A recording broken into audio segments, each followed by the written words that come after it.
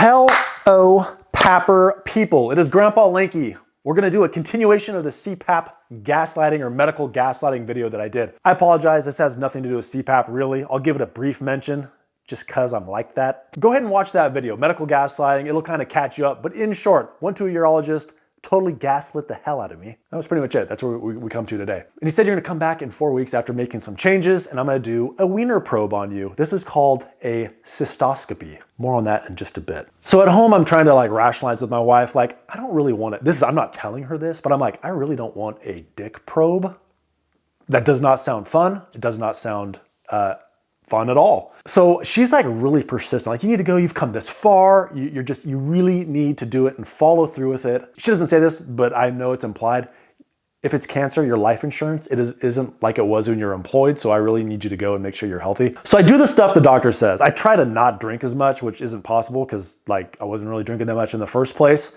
I totally abstain from coffee, no coffee whatsoever. And I just to put the icing on the cake, CPAP usage, typically I only use like 6 hours a night and then I'll sleep the last hour and a half without anything, just kind of let my face puff back out.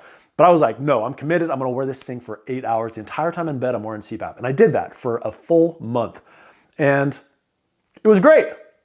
I was peeing like a champ. I was hitting flies from across the room with my urine stream at a regular clip. It was amazing. So I'm like, this is sweet. I'm gonna talk this guy out of it. They say, come with your bladder full. We're gonna be doing a full-on flow test. A flow test, I think they called it. So I finally get called back. By the way, their waiting room, I'm waiting in there for 40 minutes. 40 minutes late, there's like, all seats are taken, including 2 people in wheelchairs and all these people standing around. Everyone with bladder problems, and they have 1 bathroom, so everyone's like, it was horrible. It's a horrible thing to do. So I finally get called back. Of course they weigh me, they fat shame me for a little bit. So then they take me back, and of course they have a student with them. Hi, Mr. Sasma, do you mind if our student observes your penis for the entire time you're here? Oh no, thank you, that'd be wonderful. The more eyes on my penis. So they bring me in there and they say, go ahead and empty your bladder in this thing, take off your pants, and then put this drape around you. I'm like, okay, I can follow those instructions. So totally empty my bladder. It was totally normal. So I'm like, dude, this is evidence. Because when the doctor comes in, you know what old Lanky does? I tried to talk him out of doing the cystoscopy because who wants a rod in their wiener? So the nurse lady comes back in and she's gonna prep me for the cystoscopy. So what she does is she takes this like drape with a wiener hole cut out and she shoves it over me as if I'm in that old movie from the 80s, Porky's. So I got my dong flop through and I was nervous. So you do what you always do when your wiener's hanging out and people can see your butt as well. And you say, does it look like it's gonna rain today? But I have to hand it to her. She pulls my ding dong through there and she is handling that thing like a champ. If you've ever been to Benihana's and you see the way they're just like, slapping it around and getting that meat taken care of. It's just like that. She was a pro. She knows what she's doing. So at this point, the doctor comes in. So I'm like, hey doc, here's what I did. No coffee, wore CPAP. I upped the usage that I had been doing. And I think things are looking pretty good. Totally ignores me. And he goes, so I see you're in here because you're having a hard time urinating and you were drinking way too much water. And then the nurse, who's been totally nice this entire time, says, oh yeah, you don't want to drink too much water. I'm not drinking water. So the doctor's like, all right, we're gonna go ahead and get started. I think something was slapped on the tip of my wiener. It felt like gel of some variety. And then he holds up the cystoscope and brings it around. And to my absolute horror, he goes, don't worry, we have the flexible one. But what I see, this is my wife's like press, I saw this and had absolute flashbacks. This is it. This is like the exact thickness of it, except at the end of it, there was a thing the size of a garbanzo bean or like a large marble.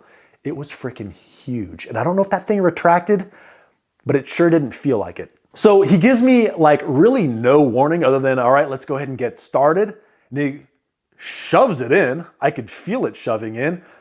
And it was, I'm gonna say, I can't say it was the worst pain of my life because the worst pain of my life came like 2 to 3 seconds later, but it was a very distinct pain. I can't describe to you what it felt like, but I can infer what it looked like. And I don't know if that thing retracted, but it sure didn't feel like it. I'm gonna call the pain extreme stretching. It hurt really bad. But he starts jamming that thing in and he says, all right, it's gonna feel like you're peeing in reverse. And I'm like, what? And he's doing this as he's grabbing my dong and just shoving this thing in. And I can tell he is because the drape comes up to about here, so I can see his upper body. So he's just like this, going, eh, eh. So I'm sitting there grabbing stuff, white knuckled, just like, and the doctor, in his true gaslighting fashion, says, you know, it wouldn't hurt so bad if you could just relax. You need to relax, relax. And then he goes, boom, boom. And I'm like, fuck! And he goes, oh yeah, that's the part that's gonna hurt the worst. And then the nurse, she says, yep, should have relaxed. You gotta relax. Now, let me tell you, I don't think this has to be said, but really hard to relax when you have a giant cord in your dick. So then he's like, look to the left, look at the monitor, look at that. So I'm like, and I look on the screen and I don't know what the freaking hell I'm looking at. I've never done this before. He's like, you see that? That should be flat. That big tennis ball thing poking up, that's your prostate. Amazing, could you pull the thing out of my dick? So then he goes, all right, and he just yanks what feels like yanks the whole thing out. Now this was crazy. I had two different things. One, when he pulled it out of the tip, it felt as if, you remember the Looney Tunes cartoons when when Elmer Fudd would be about to shoot Bugs Bunny and someone would like stick a finger in it and you have the gun barrel and the whole gun barrel just goes. That's what the tip felt like. But then he starts in on, all right, well, we're done. I'm gonna give you a prescription of Proscar or Proscar and I'll see you in another couple months. Let you know how that goes. All right, see ya.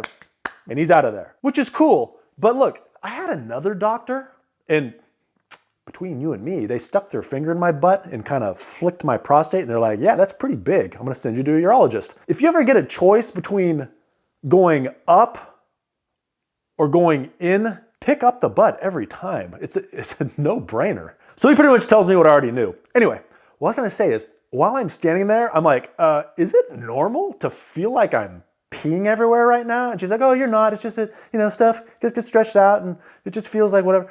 And I'm like, yeah, it really feels stretched out. It reminded me of the time long ago, I was a little kid and my dad put one of my tube stocks on his giant foot and then it was just stretched out. It was just always stretched out after that. I kind of feel like that's what happened. So I know what a lot of you guys are thinking. Oh, Jocelyn, you're putting way too much on it. Like there's no way it hurt that bad. I'll have you know, I went to Dr. Arena Malik. She's a urologist on YouTube. Look at the comments section of one of her videos about this, talking about the pain. She does a pain scale of 1.2. Oh, it's like 1.2 for most people. Sometimes it can be up to a 4 out of 10 as far as pain. And anyone that feels higher, it's because the anxiety is getting to them. Yeah, I mean, honestly, anxiety of a wiener probe, yeah, for 100%. It's there, absolutely. But if you look at the comments, you have a lot of 10 out of 10 for pain, 10 out of 10, 10 out of 10, 10 out of 10, a couple 11 out of 10, 11 out of 10. I think I kind of lay in that camp. And then if you're of the mindset that, oh, well, females are much tougher than guys, we give birth.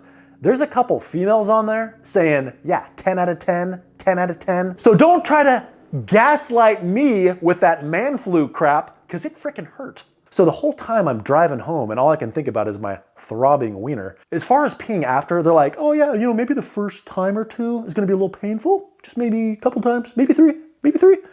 It was like all day. It was like from 3 o'clock till last night and through the night. It felt like I was peeing razor blades. Pure unadulterated pain. One time, the first time, I just sat down. I didn't have to use the restroom like that. I just wanted to sit down so I could just like, My kids kept asking me questions. Oh, are you okay, Dad? Yeah, Daddy just had a dick probe. Didn't want to say that. So I was like, I'm just gonna remove myself. They know I hang out in here all the time anyway, so nothing out of the ordinary there. So I'm in there and I'm just like relaxing and I'm playing a little Clash of Clans and I just got, oh man, I look down into the toilet and right below my junk is just a massive quarter-sized spot of the thickest blood ever running down into the bowl. It looked like an absolute crime scene. Then this morning, as far as urination, it doesn't I wouldn't say it hurts. I definitely feel it's there. It still feels like that old tube sock. It feels quite stretched out. And I don't know that that material is meant to stretch that much. But I will say, at this point, we are about 24 hours past. I can walk around. I'm planning on playing basketball tonight. Still wouldn't ever want to do it again. I'll leave it at that. Anyway, I hope this adequately terrified you. Oh, but let's compare vasectomies and cystoscopies. I would rather have a vasectomy all the time. That's a normal pain that you're used to. Just a massive, just whap to the nut. Then you're like, oh, thank God that's done. And they're like, oh, no, you have a left ball too. Whap! This is far different. This is, we're gonna stretch a hole beyond its capacity and then stretch it a little more and then make it like it's your fault that it hurts. You really should have relaxed. Hey, but don't forget to check out the sponsor of this channel, cpapsupplies.com. Discount code WOWLankyWow. You can save on all kinds of stuff, but not machines. I'm gonna leave it really short for this one. Guys, thank you so much for watching. Bye. Clean your stinky mask with some Mask Bright, available at Amazon. Thank you to all watching, but an extra thick thanks, buddy, to Doug Toombs, Jason Georgiades, Patricia Espelong, Starvesh Joshi, Stuart Hetherington, Mona Swearingen, Chungchu Chen, Edward Steiner, Deborah Permute, and Shannon Kerr, and another slightly less thick thanks, buddy, to all the other YouTube members, Patreon supporters, and other stuff.